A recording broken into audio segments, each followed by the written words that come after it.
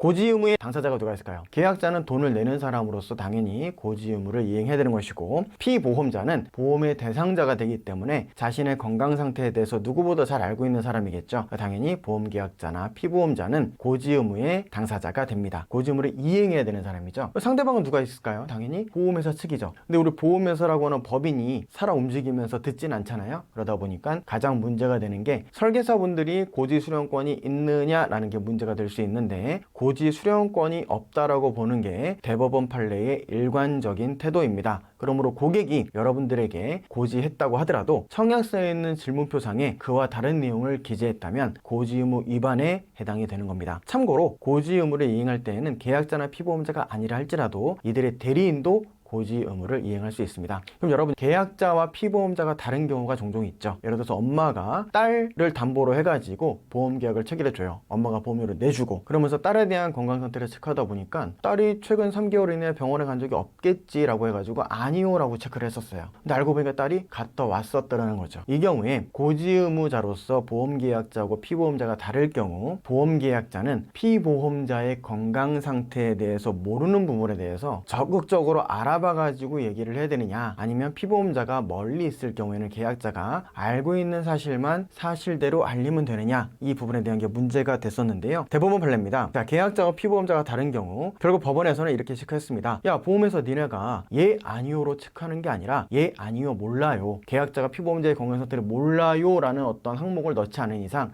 아니요라는 것은 몰라서 그랬을 수도 있다, 또는 몰라서 그럴 수도 있는 이상 중과실리는 고지 의무 위반은 아니다, 이렇게 판단했던 사례가 있으니까 참고하시면 좋겠고요. 또 고지 의무의 당사자와 관련돼서 이거는 보험회사 측에서 VIP 고객들을 대상으로 해가지고 보험회사에서 건강진단센터를 만들어 놓고 건강검진을 받게 한 거예요. 그냥 건강검진 서비스 차원에서 보내드린 거예요. 건강검진을 받아가지고 센터에서 이분의 고혈압이 있다는 사실을 알게 된 거죠. 그럼 보험회사에서 보냈으니까 건강센터에서 알게 된 순간 보험회사도 알게 된 것으로 봐야 되느냐, 이게 문제가 됐던 거죠. 이 센터도 보험회사 측으로 봐야 되느냐, 이게 문제가 됐었는데, 아니나 다를까 대법원에서는 그렇지 않다. 왜? 개인정보보호법이라는 게 있죠. 의료법이라는 게 있고, 그래서 건강검진센터에서 알았다는 사실에 대해서 보험회사에다가 함부로 알려줘서는 안 되죠. 고객의 동의를 받기 전까지는. 그러므로 보험회사가 알 수 있는 방법이 없었다. 그러므로 건강검진센터에서 알았다고 해서 보험회사에서 알게 된 것으로 볼 수는 없다. 이렇게 판단을 했던 대법원 판례입니다. 참고 부탁드리고요.